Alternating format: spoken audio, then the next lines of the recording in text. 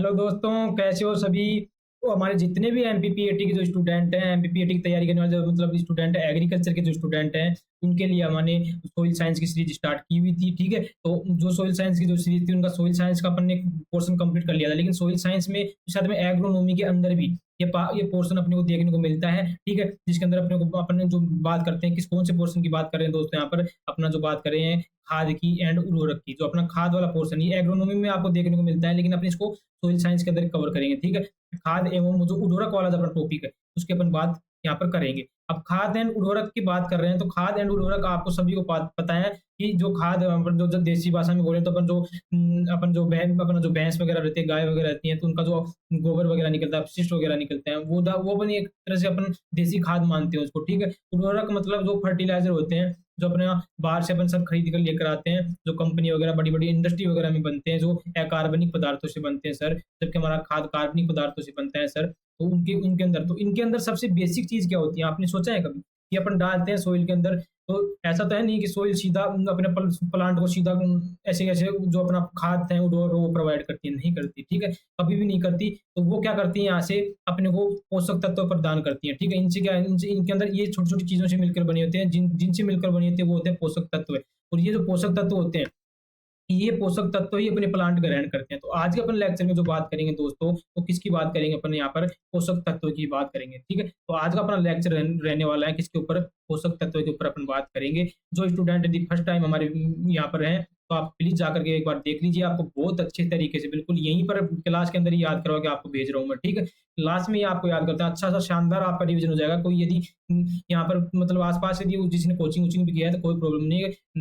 जो भी घूमते फिरते कोलगेट करते खाना खाते प्रॉपर रिवीजन कर सकते हो आप पूरा सीरीज का। बिल्कुल प्लेलिस्ट मैंने बना दिया है। ठीक है, आपकी जब तक आपका अभी नोटिफिकेशन जो भी एग्जाम का जब भी होगा, उसका जब तक मैं आपको बहुत ज्यादा वीडियो यहाँ पर अपलोड कर दूंगा आपके लिए, बिल्कुल समझा बिल्कुल सिस्टमेटिक तरीके से। और भी आप लोग मेरे को बता सकते हो अपने एग्रीकल्चर में कौन सा सब्जेक्ट आपको पहले पढ़ना है, वो मैं आपके लिए लेके आता हूँ। लेकिन आप कमेंट्स वगैरह किया करो, आपको समझ में आता डाउट वगैरह पूछा करो, है ना। ठीक है, तो आज के अपन इसमें बात करेंगे, तो सबसे पहले बात करेंगे पोषक तत्व क्या होता है सर। ठीक है, तो पोषक तत्व क्या है, बिल्कुल देसी भाषा में आपको मैं समझाऊँ पोषक तत्व के बारे में। तो पोषक तत्व की बात करें, तो अपन जो खाते हैं, अपने लिए पोषक क्या है? अपन जो रोटी वगैरह खा रहे हैं, तो ऐसा नहीं है कि हमारा रोटी है, रोटी को हम पोषक तत्व बोलेंगे, नहीं दोस्तों। तत्व क्या होता है? तत्व एक बहुत छोटी-सी चीज़ होती है, वो सबसे जो छोटा जो एलिमेंट होता है, वो छोटी जो ऑब्जेक्ट जो अपन देखते हैं अपने, वो छोटे से छोटे ऑब्जेक्ट होते हैं, उसको अपन बोलते हैं तत्व, एलिमेंट। आपने केमिस्ट्री के अंदर भी ये चीज़ें पढ़ी होगी। ठीक है? तो छोटे से छोटा जो पार्टिकल्स होता है, जो तत्व होता है, उ उसको अपन बोलते हैं। ठीक है? तो अपने अंदर तत्व का, अपने अंदर जो न्यूट्रिएंट्स का काम करता है, अपने अंदर पोषक तत्व की बात करें, तो अपने अंदर कौन होता है? जैसे आपने खाना खाया, ठीक है? ये अपना एक ह्यूमन है, आपको मैं समझाने के लिए बता रहा हूँ। ये अपना ह्यूमन है, ये अपना क्या है इधर दोस्तों, अपना प्लांट है। ठीक है? क्या है यहाँ पर, अपना प्लांट है। ठीक है? तो ये अपना प्लांट है, ठीक है? तो ये अपना प्लांट है और ये अपना क्या है, ह्यूमन है। तो अगर बात करें यहाँ पर दोनों के लिए न्यूट्रिएंट्स की, अब इसके अंदर सोइल के अंदर अपन क्या डालते हैं, यहाँ पर खाद वगैरह डालते हैं। ठीक है? और अपन यहाँ पर क्या लेते हैं, अपना खाना लेते हैं, फूड लेते हैं। फूड में चपाती वगैरह, पिज़्ज़ा वगैरह सब कुछ। ऐसा ऐसा तो है नहीं कि सर अपने प्लांट को पिज़्ज़ा बर्गर खिला दो, अपना प्लांट बड़ा हो जाएगा। ऐसा नहीं है दोस्तों, पिज़्ज़ा बर्गर अपने लिए ही है, ये अपन चाइनीज़ फूड खाने लग गए इसलिए। लेकिन अपना देसी खाना जो है, वो वही अपना चपाती वगैरह, दाल वगैरह, बाकरी वगैरह, वही अपना देसी खाना रहता था। ठीक है? तो आजकल ये नए-नए पिज़्ज़ा बर्गर लोग खाने लगे हैं। ठीक है? अब इन पिज़्ज़ा बर्गर या खाना जो अपन खा रहे हैं, तो सीधी-सी बात है, इन इनसे अपन इनको खा रहे हैं, और इनको खा रहे हैं, इनका क्या हो रहा है, अपने अंदर पाचन हो रहा है। और पाचन होने से ही आपको पता है, ये पाचन होने से अपना जो अंदर की जो अपनी आंत्र वगैरह होती है, वो आंत्र क्या करती है, यहाँ से न्यूट्रिशन के रूप में क्या लेती है, यहाँ पर जितनी अपनी प्रोटीन वगैरह होती है। ठीक है? प्रोटीन हो गई यहाँ पर दोस्तों, विटामिन वगैरह हो गया, कार्बोहाइड्रेट वगैरह हो गया। ठीक है? ये सब यहाँ से लेती है। ठीक है? तो ये अपने लिए न्यूट्रिएंट हो गए। तो अपने लिए जो न्यूट्रिएंट हो कौन हो गया, प्रोटीन, कार्बोहाइड्रेट, वसा हो गई, लिपिड, फैट वगैरह। जबकि यहाँ पर अपने खाद डाला। अब खाद खाद किससे मिलके बना होता है? जितने भी न्यूट्रिएंट होते हैं, जिसके अंदर जितने भी अपने तत्व होते हैं, आपको मैंने बता भी दिया था कि अपने सोइल के अंदर 107 प्रकार के तत्व पाए जाते हैं। ठीक है?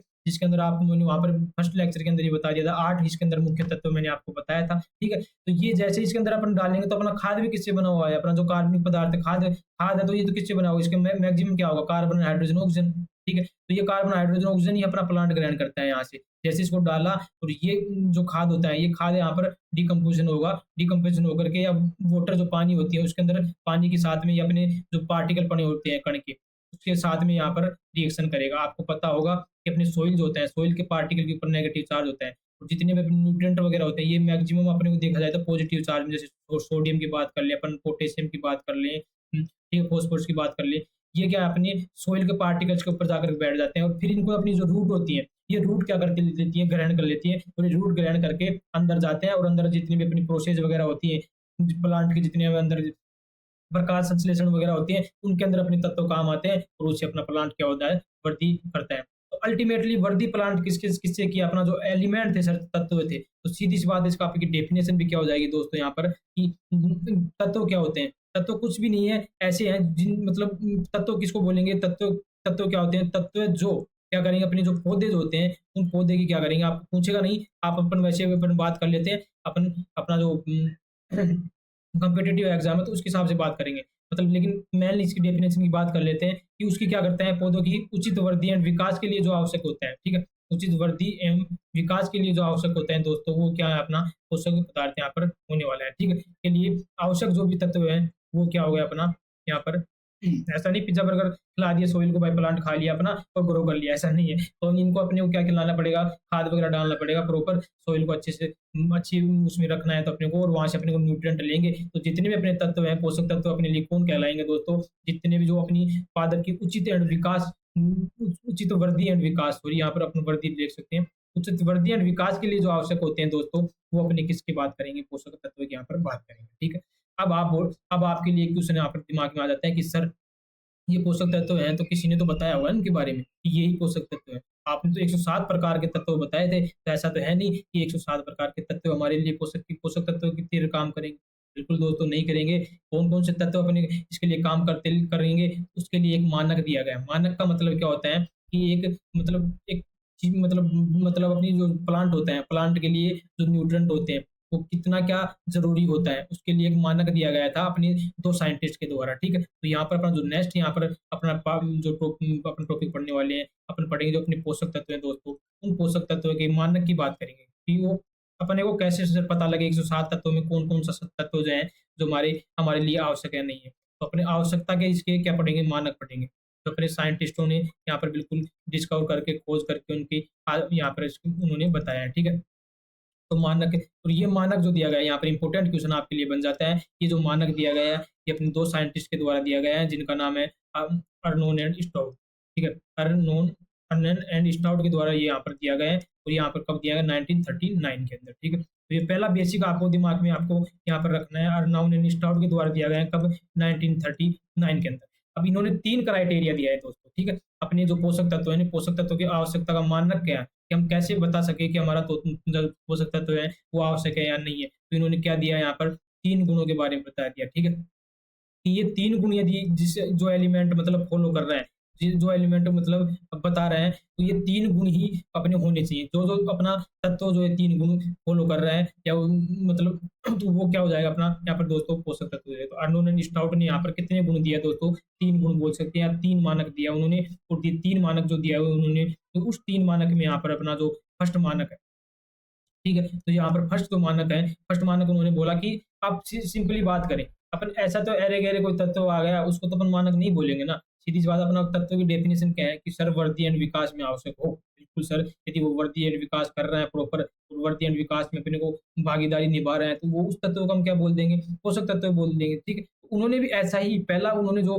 बताया, उन्होंने ये बताया कि जो वृद्धि एंड विकास के लिए जो आवश्यक है, यदि वो तत्व की कमी हो गई, ठीक है? कोई भी तत्व की यदि कमी होगी, तो तत्व की कमी की वजह से अपने जो वृद्धि एंड विकास रुक गई प्लांट की, ठीक है? मतलब तत्व की कमी से, ठीक है? तो तत्व की कमी से क्या हुआ, तत्व की कमी से क्या हो गया, वृद्धि रुक गई। हमारा जो प्लांट है उसका वृद्धि एंड विकास रुक गया, वृद्धि क्या हो गया, रुक गई। और जब वृद्धि रुक गई, सीधी सी बात है, वृद्धि रुकेगी तो क्या होंगे, अपने जितने भी रिएक्शन वगैरह है, वृद्धि रुक जाएगी, तो हमारा पादप क्या होगा, विकास नहीं करेगा। विकास नहीं करेगा तो अपन क्या बोलेंगे कि भाई साहब वो जो अपना तत्व है, वो हमारा तत्व क्या होगा, क्या पादप का विकास नहीं होगा। जब पादप का विकास नहीं होगा तो सीधी-सी बात है, वो क्या नहीं कर पाएगा, अच्छे से ग्रो नहीं कर पाएगा। तो जो तत्व होता है, वो तत्व क्या होता है, यहाँ पर स्पेसिफिक होना चाहिए, मतलब उसके उस तत्व का मतलब जीवन चक्र के ऊपर अपना प्रभाव पड़ना चाहिए। मतलब उस वो तत्व की कमी होते ही अपना जीवन चक्र भी अपना प्लांट पूरा नहीं कर पाएगा, ठीक है? तो जीवन चक्र तक क्या प्रभाव पड़ना चाहिए, किसका, अपना तत्व का, ठीक है? तो वो तत्व क्या बोलेंगे अपन, आवश्यक तत्व बोलेंगे। जीवन चक्र मतलब आपने सीड डाला, ये सीड डाल दिया अपन ने, ठीक है? सीड मतलब बीज डाला और बीज से बीज पैदा होना, ठीक है? ये पूरा जो होता है ना अपना प्लांट का, इसको ही अपन जीवन चक्र बोलते हैं। ऐसा नहीं सीड डाला, सीड से अपना प्लांट बन गया, प्लांट तक के ही नहीं बोलेंगे, प्लांट ने फ्रूट दिया, फ्रूट से अपने को क्या मिल गया, अपने जो फल दिया, फल से हमें क्या मिल गया, सीड मिल गया, और सीड से सीड जो मिलता है इसको अपन बोलते हैं प्लांट का एक जीवन चक्र कंप्लीट हो गया। तो जीवन चक्र में यदि मुख्य भूमिका निभा रहे हैं और वो जो तत्व है वो तत्व किसमें चला जाएगा, पोषक तत्व के चला जाएगा। तो पहला उन्होंने ये दिया कि जो तत्व विशेष जो है उसकी कमी होने के ऊपर क्या होगा, पौधे की जो अपनी वृद्धि वगैरह है, उनके जो जनन वगैरह अंगों की वृद्धि वगैरह है वो क्या है, रुक जाएगी। जब रुक जाएगी तो पौधा क्या होगा, अपना जीवन चक्र पूरा नहीं कर पाएगा। तो जीवन चक्र के पूरा करने के लिए अपने को जो आवश्यक जो तत्व चाहिएगा वो क्या होगा, पोषक तत्व यहाँ पर होगा। ठीक है, इतना क्लियर हुआ आपको। नेक्स्ट अपन बात करें दूसरा तत्व की, यहाँ पर बात करें। ठीक है, अब दूसरा हम वो सॉरी दूसरा उन्होंने जो गुण दिया, जो मानक दिया, उन्होंने क्या दिया कि जो वो जो तत्व विशेष था उस तत्व की विशेष की जो कमी है दूसरा तत्व पूरी नहीं कर सकता। ठीक है, मतलब क्या बोले उन्होंने कि तत्व विशेष की कमी जो है, ठीक है, तत्व जो विशेष है उसकी कमी दूसरा तत्व पूर्ण नहीं कर सकता। तत्व विशेष की कमी दूसरा तत्व पूर्ण नहीं कर सकता।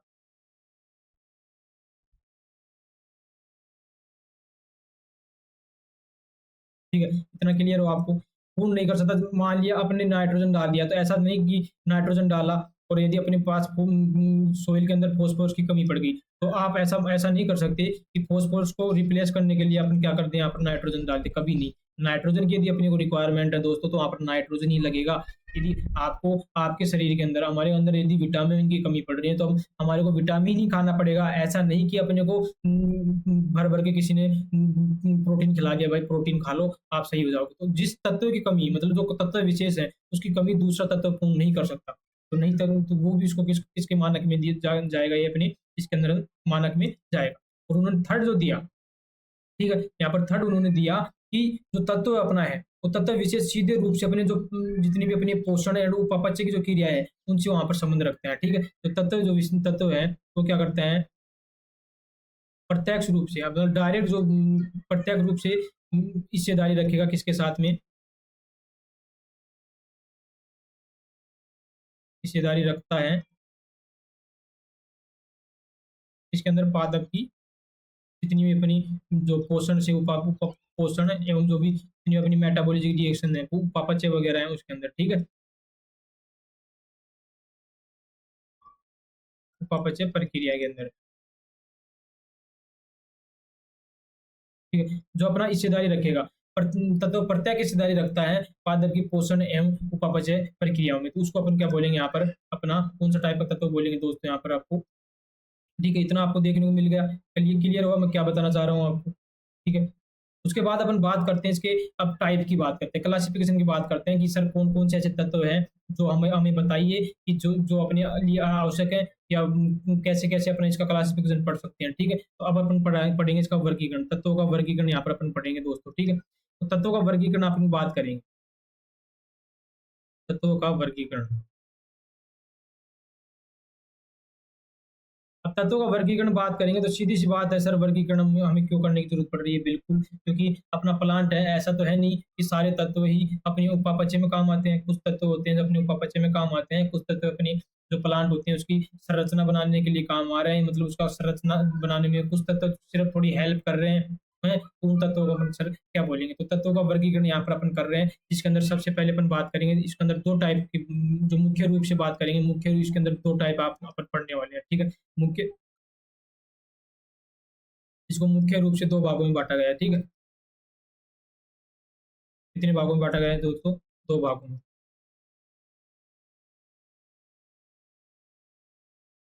बांटा गया है। इसके अंदर जो पहला बात करेंगे अपन दोस्तों यहाँ पर, तो पहला अपने यहाँ पर होने वाला है, जो पहला है उसको बोलते हैं अपन यहाँ पर वृहद,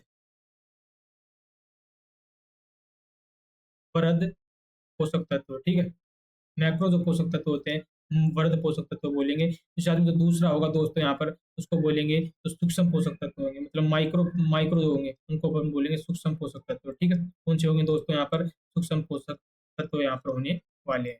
अब जो वर्ध पोषक तत्व, मतलब वर्ध के नाम से आपको समझ में आना चाहिए, मैक्रो का मतलब जो ज्यादा अमाउंट में सर हमारे यहाँ पर काम आते हैं उनको बोलते हैं अपन वर्ध तत्व। और इस वर्ध तत्व के अंदर भी इन्होंने अलग अलग कैटेगरी कैटेगरी के अंदर डिवाइड किया, वर्ध तत्व के अंदर भी इन्होंने अलग अलग कैटेगरी के अंदर डिवाइड किया।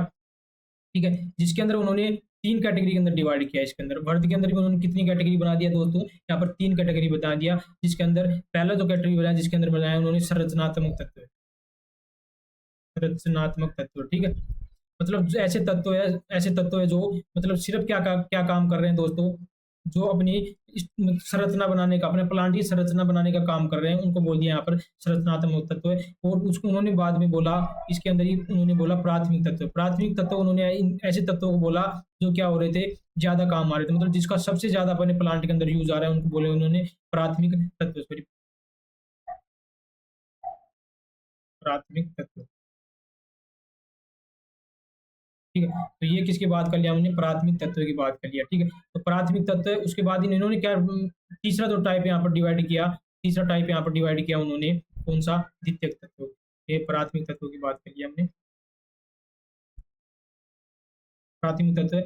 उसके बाद उन्होंने कौन सा बता दिया, द्वितीयक तत्व, ठीक है, द्वितीयक तत्व। अब इनके एग्जांपल कर देते हैं। द्वितीयक तत्व मतलब है तो वर्ग में आते हैं सर, इसके अंदर मतलब ज्यादा अमाउंट में हमारे को चाहिए, लेकिन वो क्या है, थोड़ा कम चलेगा, ठीक है। तो संरचनात्मक तत्व उन्होंने तीन तीन तत्व डाला, कार्बन डाला उन्होंने, हाइड्रोजन डाला और ऑक्सीजन डाला, ठीक है। उसके बाद उन्होंने प्राइमरी जो एनपीके अपना था, नाइट्रोजन, फॉस्फोरस और पोटेशियम, तीन तत्व यहाँ पर लिया। उसके बाद तीन तत्व यहाँ पर बच गए दोस्तों, वो तीन तत्व यहाँ पर उन्होंने लिया जो द्वितीयक तत्व थे, द्वितीयक तत्व के रूप में उन्होंने लिया अपना जो कैल्शियम था, ठीक है, मैग्नीशियम था और कौन सा था, सल्फर।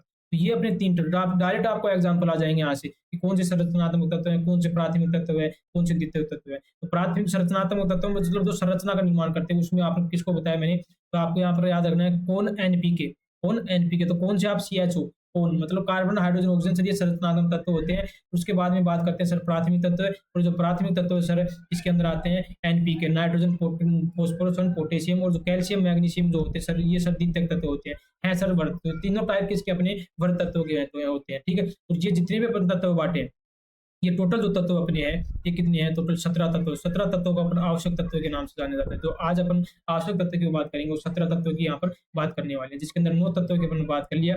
9 तत्व जो आते हैं, ये कौन से आ गए अपने 9 तत्व, 9 तत्व की बात कर लिया अपने, वृहद तत्व की बात कर लिया सर, जिसकी ज्यादा अमाउंट अपने को जरूरत अपने को पड़ती है, जिसके अंदर 3 संरचनात्मक तत्व थे, 3 यहाँ पर प्राथमिक तत्व थे, 3 यहाँ पर द्वितीयक तत्व में आपको डिवाइड यहाँ पर कर दिए सर आपने, ठीक है।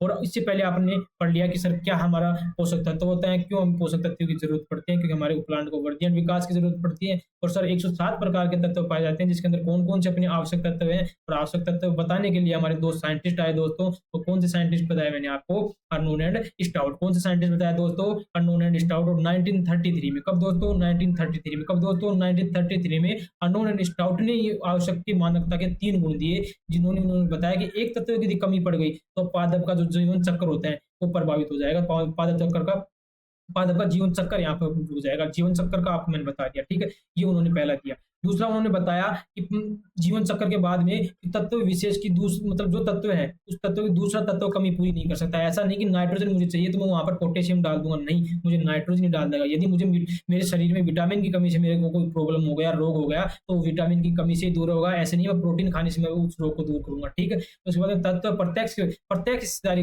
रखता है किसके अंदर, उसके पोषण के अंदर, जो पोषण में उसके साथ उपापचय प्रक्रिया, जितने भी मेटाबॉलिक रिएक्शन हो रही है, प्रकाश संश्लेषण वगैरह हो रहा है, रेस्पिरेशन मतलब श्वसन वगैरह हो रहा है, जितनी भी अपनी कैटाबोलिज्म, एनाबोलिज्म मतलब जो तोड़ने वाली रिएक्शन हो रही है, टूटने वाली, बनने वाली जो रिएक्शन हो रही है अपने पादप में, उसमें प्रत्यक्ष हिस्सेदारी जो निभाता है वो तत्व क्या हो जाएगा, पोषक तत्व हो जाएगा। उसके बाद सर इन्होंने आपको आवश्यकता के आधार पर 17 आवश्यक तत्व आपने सर बताया, कितने तत्व बताया दोस्तों मैंने आपको, 17 आवश्यक तत्व है। और ये 17 जो आवश्यक तत्व है इसके अंदर वृहद पोषक तत्व, उसके साथ में सूक्ष्म पोषक तत्व, 9 तत्व थे तो कौन से थे, वृहद थे। उसके साथ में आपके पास यहाँ पर 8 जो बच गए, 8 तत्व हो गए, वो कौन से हो गए यहाँ पर अपने सूक्ष्म पोषक तत्व हो गए, ठीक है। इतना आपको क्लियर हो। उसके बाद में एक पॉइंट को अपन बात कर लेंगे, यहाँ पर जो कार्बन, हाइड्रोजन, ऑक्सीजन होता है ना, ये संरचनात्मक तत्व होता है। और संरचनात्मक तत्व होने के साथ साथ में ये जो तत्व होता है ना, ये अपना कम से कम 95% यही अपने को देखने को मिलता है। कौन सा देखने को मिलता है दोस्तों, यही, इसके अंदर जो कार्बन जो होता है 95% भाग बनाता है अपना किसका, पादप का, ठीक है।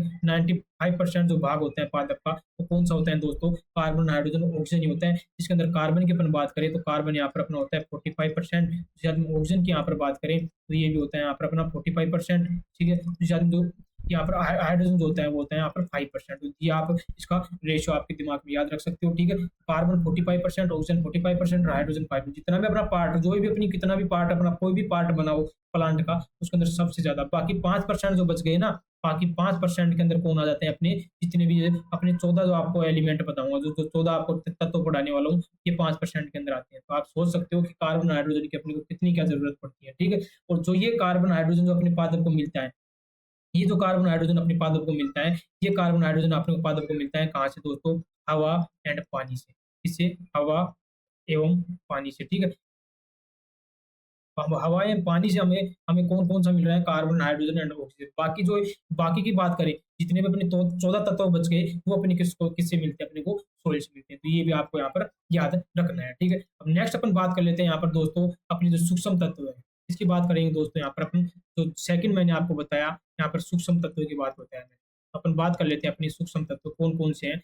सूक्ष्म तत्व आपको सिंपली दिमाग में रखना है कि सर ऐसे तत्व हैं, ऐसे पोषक तत्व हैं, सूक्ष्म सूक्ष्म पोषक तत्व है, तो मतलब कम अमाउंट में पाए जाते हैं, लेकिन अपने लिए प्लांट के लिए क्या रहते हैं सर? आवश्यक रहते हैं। जिसके अंदर आप यहाँ पर देख सकते हो, जिसके अंदर जो एग्जाम्पल में बात करेंगे, एग्जाम्पल के अंदर इसके अंदर बात आ जाते हैं, इसके अंदर आ जाता है अपने Fe आता है, फेरस आता है, मैग्नीज आता है, यहाँ पर कॉपर आता है, ठीक है, जिंक आता है, क्लोरीन आता है, ठीक है, उसके बाद में निकल आ जाता है यहाँ पर, ठीक है। तो यहाँ पर निकल भी आपको देखने को मिलता है, ठीक है। तो ये अपने ferrous, manganese, copper, zinc, chlorine, निकल, ठीक है, ये सब किसके अंदर देखने को मिलते हैं अपने को दोस्तों? एक साथ में आ जाएगा बोरोन, ठीक है। तो एक दो, ठीक है। तो ये अपने जो है, ये कौन से हो गए दोस्तों? अपना कौन से टाइप के दो बता दिए मैंने आपको? सूक्ष्म तत्व, मतलब जो बहुत कम, मतलब इनकी मात्रा की बात करें, ये जो पाए जाते हैं अपने लेस देन 1 ppm से, 1 ppm से मतलब कम अपने अपने को रिक्वायरमेंट होती है किसकी? इनकी इनकी आवश्यकता बहुत सूक्ष्म मात्रा में देखने को मिलती है अपने को, बहुत कम, मतलब कितनी कम कम बताया मैंने आपको यहाँ पर, लेस देन 1 ppm, ठीक है। तो ये किस कौन कौन आ गया? Fe आ गया, Mn आ गया, Cu, Zn, Cl, निकल, बोरोन, एक और आ गया इसके अंदर मोलिब्डेनम, ठीक है। तो टोटल कितने हो गए अपने यहाँ पर? जिसका अणु की वहां पर बात कर लिया था, और 8 के यहाँ पर, तो ये 8 एलिमेंट अपने टोटल कितने, 8 तत्व कौन से तत्व हो गए अपने? अपने सूक्ष्म तत्व हो गए। और ये कितने? लेस देन 1 ppm अपने को देखने को मिलते हैं दोस्तों। इतना आप क्लियर होगा। तो ये अपने सूक्ष्म तत्व की बात कर लिया। उसके बाद में एक और अपने यहाँ पर बात कर लेते हैं, ठीक है। एक और तत्व की बात कर लेते हैं। तो एक जो तत्व होगा यहाँ पर, एक जो तत्व होगा अपना, जिसको बोलेंगे अपन बेनिफिशियरी, मतलब जो लाभकारी होंगे, ठीक है। मतलब लाभकारी तत्व की यहाँ पर बात करेंगे, मतलब लाभकारी है लेकिन आवश्यक नहीं, लाभकारी है, बेनिफिशियरी तत्व है। इसके अंदर जो आता है, इसके अंदर बेनिफिशियरी तत्व में आता है, इसके अंदर सिलिकॉन आता है, वेनेडियम की अपन यहाँ पर बात कर लेंगे, ठीक है। वेनेडियम की बात करेंगे, सिलिकॉन की बात करेंगे, सोडियम आ जाता है, सोडियम के साथ में यहाँ पर और बात करते हैं अपने एल्यूमिनियम आ जाता है, एल्यूमिनियम के बाद बात करते हैं स्ट्रोंशियम आ जाता है, उसके साथ में कोबाल्ट आ जाता है। तो ये जो तत्व हो गए कौन कौन से? सोडियम आ गया, सिलिकॉन आ गया, वेनेडियम आ गया, सोडियम आ गया, एल्यूमिनियम, स्ट्रोंशियम, कोबाल्ट, ये कौन से तत्व होते हैं? अपने लाभकारी तत्व होते हैं। मतलब इनकी कुछ लाभ करते हैं, मतलब कुछ रिएक्शन में अपने को पार्टिसिपेट करते हैं, लेकिन ये क्या होते हैं? अपने अपने को हेल्प नहीं करते, आवश्यकता नहीं होती, इतनी ज्यादा आवश्यकता नहीं होती, लेकिन कुछ लाभकारी तत्व यहाँ पर होते हैं, ठीक है। ये अपना आज का लेक्चर कंप्लीट होता है दोस्तों। नेक्स्ट अपने नेक्स्ट लेक्चर में बात करेंगे इसके कौन कौन से पोषक तत्व होते हैं, जिनकी क्या क्या अपने को क्या क्या काम करते हैं अपने शरीर में, उनकी कमी से कौन सा क्या रोग होगा, उनके अपन यहाँ पर बात करेंगे। यदि वीडियो पसंद आया तो अपने दोस्तों वगैरह को शेयर कीजिए और ज्यादा से ज्यादा लाइक कीजिए, ठीक है। मिलती है अपने लेक्चर नंबर, जो अपना नेक्स्ट होगा 15 नंबर के अंदर, ठीक है। धन तो जुड़े रहिए, अपने दोस्तों वगैरह को शेयर कीजिए। धन्यवाद।